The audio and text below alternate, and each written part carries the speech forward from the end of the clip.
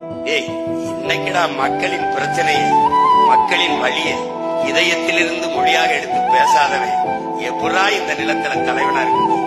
ஒருத்தர் துண்டிச்சிட்டு மீதி 3 பேரும் முழிச்சிட்டு இவரு ஒரு கௌரவத்துக்கு மறைச்சு வச்ச. ஆக அந்த வகையிலே இதை எதற்காக குறிப்பிடுகிறேன் என்றால் அதுக்குள்ள பாத்துறாரு. இன்னொரு இப்ப ஒருத்தர் நம்மால் வந்திருக்கா, நம்ம உடன் பிறந்தவன், பெரிய சீட்டு இங்க இருந்து எடுக்கிறாப்ல.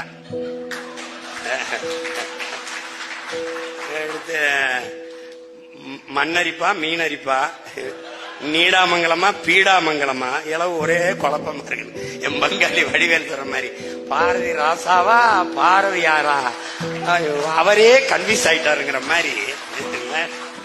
நாமக்கல் வரல, சென்னை மாகாணம் வரல, மாகாணம் ஆயிருது. என்ன பண்றதுன்னு தெரியலையே.